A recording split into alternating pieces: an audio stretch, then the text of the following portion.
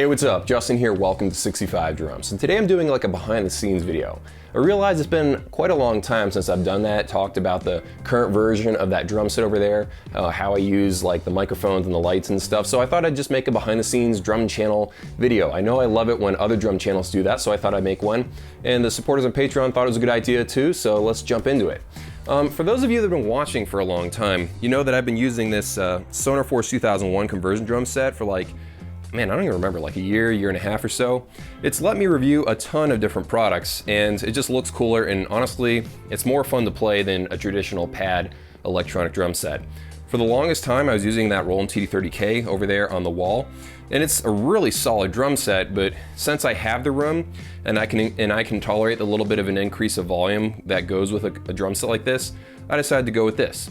Now, there's a lot of new components. If you've been watching a while, if you've seen a behind the scenes video, there's actually new components here. Let's start off with stuff that's the same. So I'm using a Jobeki center mounted trigger right here. I got that in to review, and it's pretty good. I've actually been just using it ever since. I'm thinking about upgrading it. It's on my upgrade list. I might buy like a Roland KD-A22 or something similar to that, but as of right now, I'm using that as my kick drum trigger. Over here on the high tom, I have a Jobeki side mounted trigger. As far as like bang for your buck, it's one of the best internal side-mounted triggers there are out there for like a really low price. Obviously, if you spend like $100 or $200, you can get a better one, but it's a pretty good one for the price, especially if you live over in Europe and you don't have to pay overseas shipping. I've been liking it. And for the snare, it's still the R-Drums internal center-mounted trigger. I'm stumbling over my words here. It's worked out. It's like one of the best triggers I've used, and it's just really, really good. This one over here, I did pay for it. This one is a UFO Drums trigger unit. And if you've been watching for a while, you've probably already seen my my review / first impressions of it. And as you can see, I've got a whole new set of drum heads on here. These are DrumTech Real Feel. I've been hearing about these for years now, and I've finally gotten a chance to go and get some of them. DrumTech actually sent me a whole box full of stuff. They sent me these Real Feel heads, and if I go over here to the closet, this is where I keep some of my extra stuff. I don't know if you can see it, but there's a full set of the Design Series mesh heads, which is basically their 2-ply line. And yeah, so I'll be testing those later. Right now, I'm testing these to do a review, and I gotta say, they're very fun to play on. They're a 3-ply mesh head. They kind of feel similar to the Roland 3-ply mesh head. And as you can see, if you've been watching the channel for a long time, you see that there's different cabling. This is also DrumTech cables, and it's a full set. They're all numbered, which will make going places a lot easier, because I was originally using those black ones up there, and you know, they're fine and they blend in really well.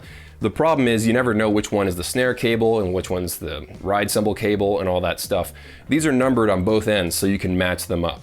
And they don't have a label on them because, you know, that makes it easier to use it for something other than Tom 1 or Ride 1 or whatever. As far as cymbals go, this is a CY, I think this is a 14, and then we got a CY 15 and a CY 12. This is a crash, ride, and then I think this can function as a ride cymbal, but I'm using it as a crash. These hi-hats are brand spanking new. This is the ATV, I don't even know the model number, but these are 14-inch 2-piece hi-hats. And believe it or not, you actually have to, I'm not pointing the camera right. Yeah, you actually have to plug these guys into the wall, as you can see from that light right there.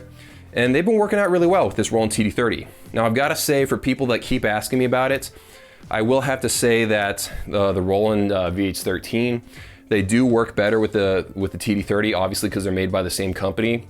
But if you want 14-inch hi-hats that have 360 triggering, yeah, this is pretty much the best 14-inch hi-hats with 360 triggering there is out there. I'm enjoying them quite a bit. And again, I'll be doing a full review on that later on. That's a newer drum. I think I've had it for like 6 months or something, but I was originally using this silver one right there that actually came with the Sonor Force 2001. But right now I'm using this black snare drum. This is something I bought from Music Go Round in Columbus. They've actually got 4 music stores all within like a half-an-hour drive in Columbus, so I just go down there and hit all 4 music stores all at once. And I knew that I wanted something that was easier to install triggers into, because there was a big whole crisis trying to install one of my triggers into this metal snare just because of the way it's designed. This wood shell, it's easier just to mount whatever kind of drum trigger you want into it. So I bought it for like $50 or so. You can buy some really cheap stuff there. Now honestly, one of my favorite parts of this drum set is that 2-piece hi-hat stand from PDP. I bought that, again, used at Music Go Round for like 40 or so bucks.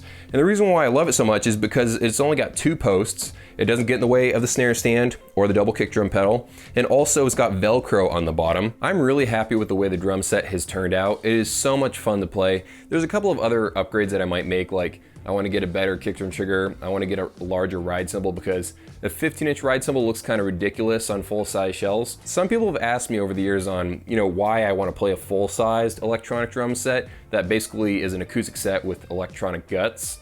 And I know technically they're right. You don't need to have full-size shells, but I think it looks way cooler if you ever want to play it in front of people.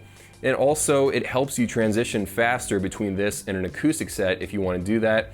And I just have more fun playing this than a pad electronic drum set. And that's just me. Everyone has their own way of doing things. Now I do have a secondary drum set. The reason why I even bought the secondary drum set is because I play drums at this church camp every year, and they have 2 buildings that need a drum set. And I basically lend them 2 drum sets for the duration of the 10-day camp. And so I bought a secondary drum set, which was cat percussion pads. Those on the ground right there. I don't really use them. What I did was I took the Roland pads, the Roland TD30K pads, used them with the cat percussion drum module and a mixture of Roland and cat percussion cymbals. It's like a hybrid hack drum set. I might upgrade the drum module. I might buy like a TD17 drum module or something. So that's the drum related stuff, but I also want to talk about the YouTube side of it. Like what cameras do I use, the lighting, the microphone and everything. There's a whole world of gear that has nothing to do with drums that I constantly think about just to make videos, and I don't really talk about it that much. Also pretty passionate about it. I'm always watching tutorials or videos or tips and tricks on how to use this stuff better, so I'm going to show you guys what I'm using. First and foremost, let's talk about lighting. This is the kind of lighting I use, and this is a $70 kit. It came with that, and also this guy over here. It can get pretty tall, as you can see, almost near the ceiling. That's not even at its full height. And that's one of the best $70 investments I've ever made in my life. And here's the reason why. I spent $70 on those lights, and then I spent $700 on this camera. Guess what people noticed more? Everyone noticed when I got the new lights. Hardly anybody noticed when I bought the new camera. So as far as bang for your buck, upgrading your lighting is one of the best things you can possibly do. And also, lighting goes to the backlight stuff too. It's not just like the big stuff that you might notice. These little backlights right here, those are actually work lights from Lowe's, and then some like color gels. And I actually need to cut that one down to size. It's sort of just sitting there, but it sort of casts this blue light in the background. I'm not trying to say that I've perfected backlighting or anything, but when you get it all cinematic looking, if you like darken it a little bit, it looks pretty nice when I'm talking and stuff. I've tried to slowly make it look more and more professional. Now, I did talk about the camera. This is a Canon SL2. It's pretty nice. It's got a standard lens on it, and it's got pretty fast autofocus, and it's got a little bit of image stabilization. And yeah, it's just a very nice camera. For the price, it's pretty much the best bang for your buck. Now, unfortunately, I used to plug in my microphone right here, this Rode microphone, straight into the mic input of this. And then during a drum cover over at my cousin's house, I was running a cable from his audio interface over to my camera to record the audio of the drums. And unfortunately, the tip of a 1/4 inch to 1/8 inch adapter got cut off, and it got lodged inside of the camera. So now, instead of recording this Rode microphone, this is a Rode VideoMic Pro, I record that straight into this guy. I've made a couple of investments in the channel over the past couple of months. This is a Tascam Recorder. It's pretty nice. You can mount that on your camera stand, your tripod. You can mount that on your tripod and then mount the camera on top of that as well. And it's got like 4 XLR inputs, also TRS, and then I also obviously use that 1/8 inch input right there on the side. And it actually came with these free headphones and a couple of free XLR cables. So it's been really nice for the overall experience of recording a video. Now onto the laptop. This is my mobile editing rig because I actually upload edits and everything from coffee shops most of the time. I might do some of the editing here, but I can't upload from this building just because the Wi-Fi is so bad. So this is pretty powerful. It's got like 16 gigs of RAM. It's got an NVIDIA 1050 Ti Intel Core i7. And it's got a solid state hard drive. Now the only problem about editing stuff at a coffee shop is that you might spill coffee on it. I had a 15-inch version of this laptop, spilled coffee on the keyboard, and I didn't break it. I just removed 80% of its processing power. Actually, I also use this as like a teleprompter. I don't script out videos 100% most of the time. Usually it's like bullet points, but then there are certain kinds of videos where I do script out most of it and then try to reword it as I'm reading it to make it sound as if I'm not actually reading a script. It just depends on what kind of video, what I'm going to go with. And as you can see, it doesn't look as pretty from this angle. It looks better when the camera's on, pointed the other direction. Now I do have like a little closet right here where I keep some more equipment. So usually I have a second camera tripod in here, but I'm actually carrying it right now. This is where we keep our guitar cases, where the coats should be, I guess. And then I have some like extra camera stuff in here and extra drum triggers and different things, drum beaters in here. Over here, this is something that I'm really excited about. This is a motorized camera slider. So with the tripods I'm using, since they're not very expensive and they're kind of lightweight, I have to use two of them, one on each side of this thing. But you can turn this on and have it go back and forth motorized, and you don't actually have to touch it. You program it what to do and it just goes.